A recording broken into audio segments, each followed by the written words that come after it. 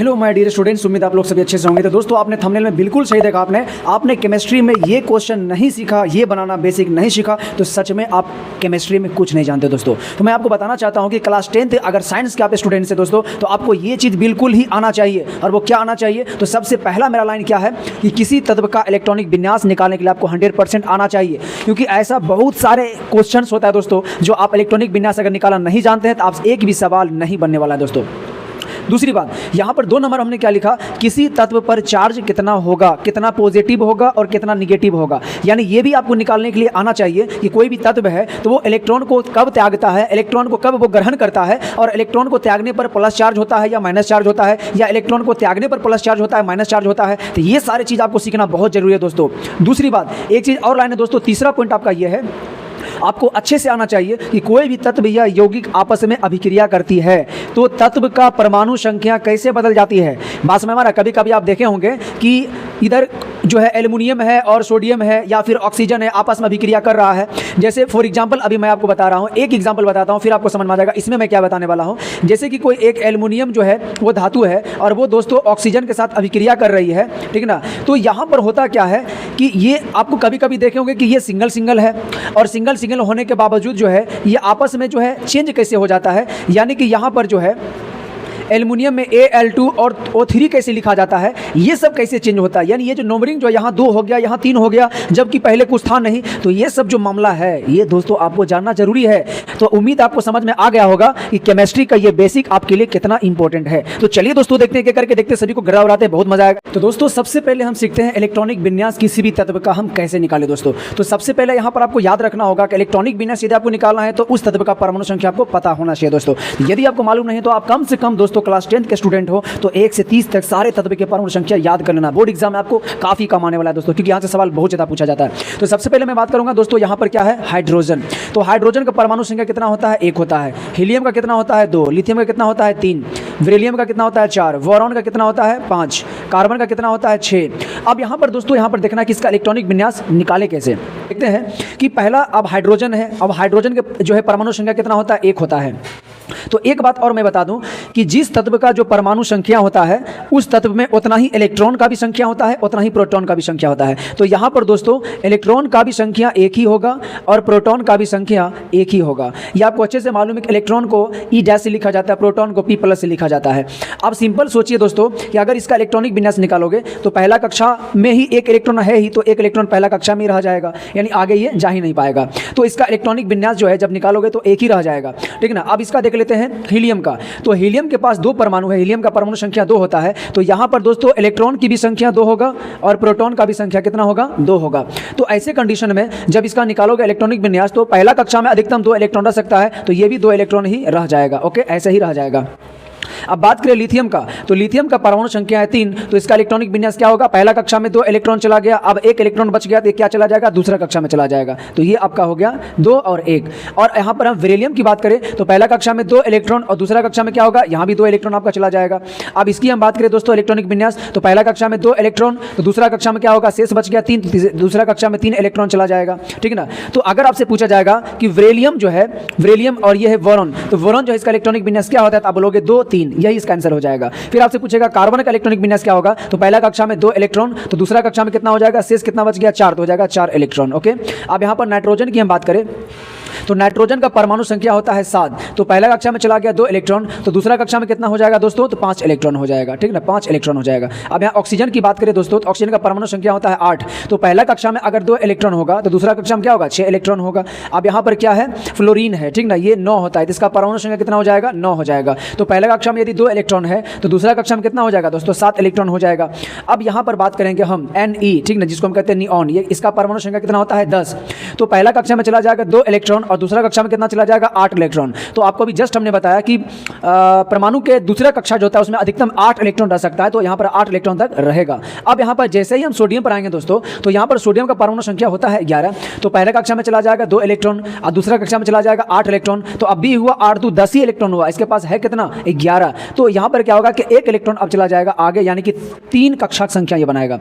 यानी सोडियम के द्वारा कितने कक्षाक संख्या होगा, 3 कक्षा बनाया जाएगा, पहला दूसरा तीसरा, ठीक है ना। तो सबसे भारी कक्षा में कितने इलेक्ट्रॉन, 1 इलेक्ट्रॉन। अब मैग्नीशियम की बात करें तो इसका परमाणु संख्या होता है 12। तो पहले कक्षा में चला गया 2 इलेक्ट्रॉन, दूसरा कक्षा में चला जाएगा 8 इलेक्ट्रॉन, तो हो गया 8 2 10। तो अब शेष कितना बचा? 12 था तो 2 बचा, तो तीसरा कक्षा में कितना चला जाएगा? 2 इलेक्ट्रॉन चला जाएगा। अब एल्यूमिनियम की हम बात करें तो कितना होता है परमाणु संख्या? 13। तो यहाँ पर पहला कक्षा में 2 इलेक्ट्रॉन, दूसरा कक्षा में हो जाएगा 8 इलेक्ट्रॉन, तो हो गया 8 2 10। तो यहाँ पर टोटल था कितना? 13। तो अभी 3 बचा हुआ है, तो लास्ट आखिरी कक्षा में कितना चला जाएगा? 3 इलेक्ट्रॉन। अब यहाँ से एग्जाम में सवाल कैसे पूछा जाएगा दोस्तों देख लो, एक एक पल में सेकंड आपका इंपॉर्टेंट रहेगा, बर्बाद होने में नहीं दूंगा दोस्तों। तो यहां पर गौर से देखिएगा, आपसे पूछा जाएगा संयोजी इलेक्ट्रॉन किसे कहते हैं। सबसे इंपॉर्टेंट सवाल एग्जाम में बहुत बार पूछा गया, संयोजी इलेक्ट्रॉन किसे कहा जाता है। तो दोस्तों याद रखना, जो इलेक्ट्रॉन परमाणु के सबसे बाहरी कक्षा में होता है ना, वही इलेक्ट्रॉन संयोजी इलेक्ट्रॉन कहलाता है। अब यहां पर ये क्या है? हाइड्रोजन। अब हाइड्रोजन में तो एक ही इलेक्ट्रॉन है, तो सबसे बाहरी कक्षा क्या होगा? इसका एक ही कक्षा ये बना रहा है, तो बाहरी कक्षा क्या होगा? यही कक्षा हो जाएगा। तो इसमें कितने इलेक्ट्रॉन है? 1 इलेक्ट्रॉन। तो एक जो इलेक्ट्रॉन है ना, यही इसका हाइड्रोजन का जो संयोजी इलेक्ट्रॉन यही कहलाएगा, ठीक ना। उसके बाद आपसे पूछेगा हीलियम का संयोजी इलेक्ट्रॉन क्या होगा? क्या हो जाएगा? 2 हो जाएगा, क्योंकि इसमें भी एक ही कक्षा बनाता है और एक ही सबसे बाहरी कक्षा में 2 ही इलेक्ट्रॉन, इससे ज़्यादा है ही नहीं। अब यहाँ पूछेगा लिथियम का जो है संयोजी इलेक्ट्रॉन क्या है, तो आपका हो जाएगा पहला कक्षा, ये दूसरा कक्षा। तो दूसरा कक्षा में कितने इलेक्ट्रॉन है? 1 इलेक्ट्रॉन थे। तो लिथियम का संयोजी इलेक्ट्रॉन की संख्या कितना होगा? 1। उसी प्रकार बेरिलियम का इलेक्ट्रॉनिक विन्यास होगा 2-2, लेकिन संयोजी इलेक्ट्रॉन की संख्या पूछेगा तो 2 आंसर हो जाएगा। बोरोन का अगर आपसे पूछेगा इलेक्ट्रॉनिक विन्यास क्या होगा, तो 2-3 होगा, और संयोजी इलेक्ट्रॉन की संख्या पूछेगा तो 3 आंसर हो जाएगा।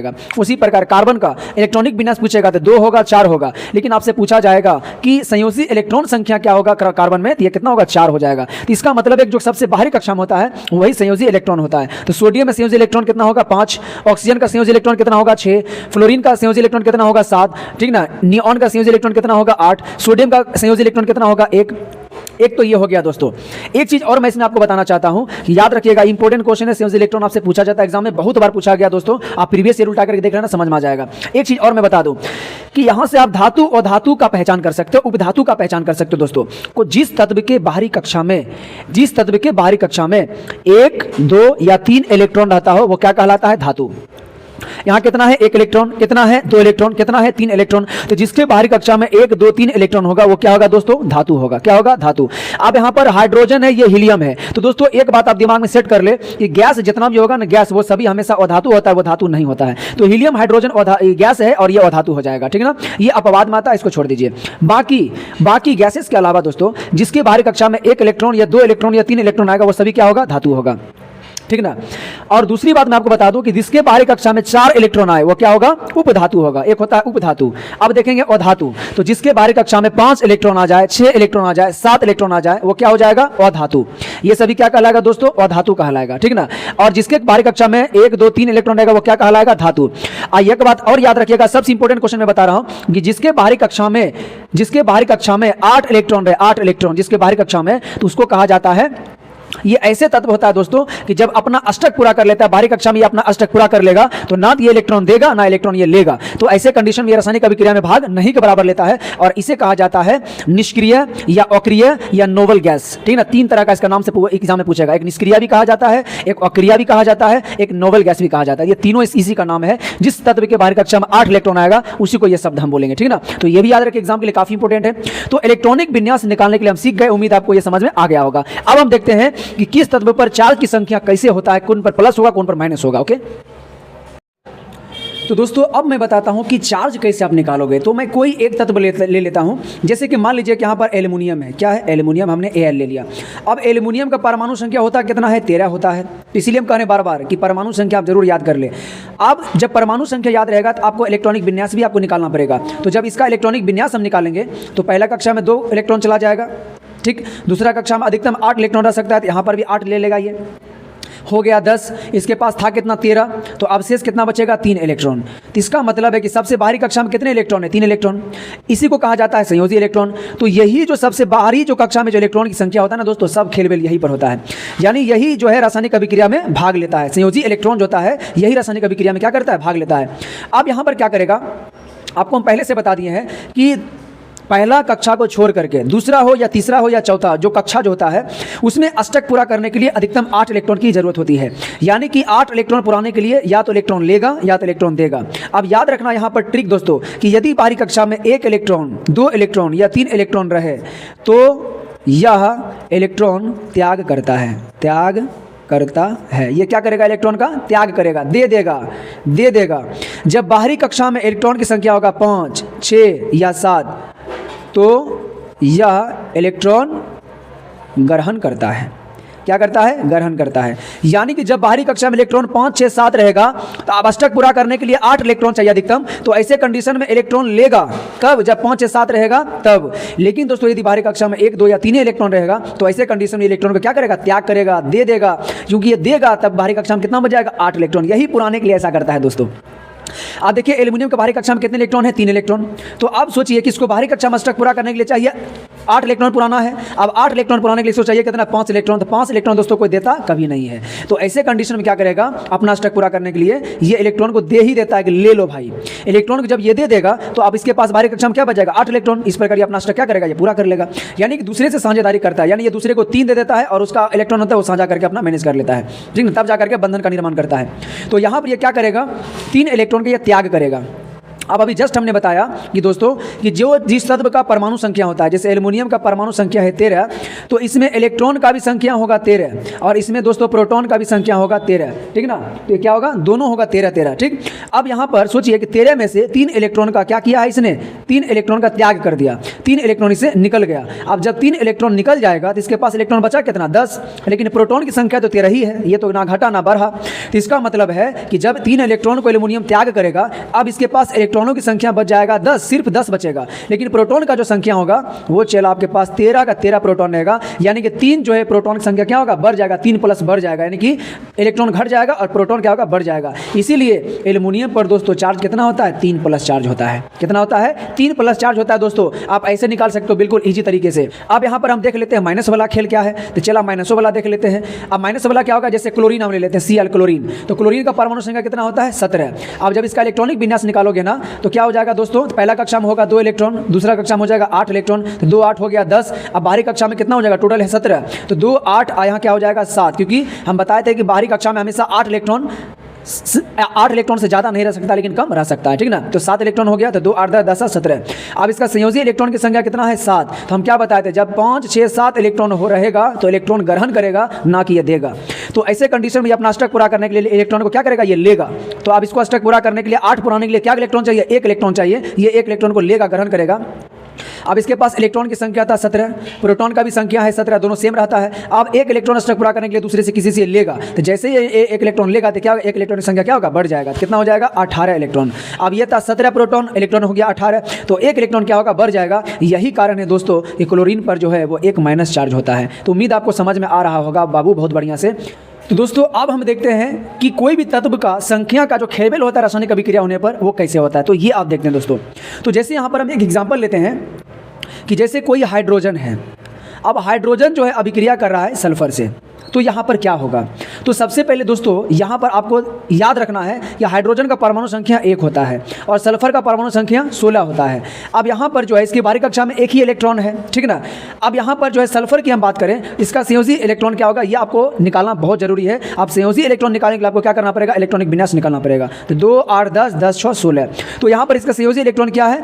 6 है। ओके, आज जब बताए थे 5 6 7 इलेक्ट्रॉन रहता है, तो ऐसे कंडीशन में ये इलेक्ट्रॉन अष्टक पूरा करने के लिए ये क्या करता है? लेता है। तो 6 है, अष्टक पूरा करने के लिए कितने चाहिए? 2 इलेक्ट्रॉन इसको चाहिए। तो 2 इलेक्ट्रॉन जब आएगा चला तो 2 को माइनस क्या हो गया? ज़्यादा हो गया। जब 2 को माइनस ज़्यादा हो जाएगा इसका मतलब है कि सल्फर जो है इस पर क्या होगा? 2 माइनस चार्ज होगा। सल्फर पर क्या होगा? 2 माइनस चार्ज होगा। और हाइड्रोजन के पास एक ही संयोजी इलेक्ट्रॉन है, ये इलेक्ट्रॉन का त्याग करता है दोस्तों, क्योंकि 1 2 3 इलेक्ट्रॉन क्या करता है? हमेशा त्याग करता है या अष्टक पूरा करने के लिए ग्रहण करेगा। दे भी सकता है, 1 इलेक्ट्रॉन ले भी सकता है, क्योंकि अष्टक पूरा करने के लिए इसको एक इलेक्ट्रॉन चाहिए, या एक इलेक्ट्रॉन दे भी सकता है, दोनों काम कर सकता है। इसलिए 1 इलेक्ट्रॉन अगर मान लीजिए कि अगर दे दिया तो इसके पास क्या बच जाएगा? तो चला इसके पास जो है 1 इलेक्ट्रॉन दे ही दिया है तो 1 प्लस चार्ज बच जाएगा, क्योंकि माइनस चार्ज दे दिया प्लस बच जाएगा, इसलिए हाइड्रोजन पर 1 प्लस चार्ज हो जाता है।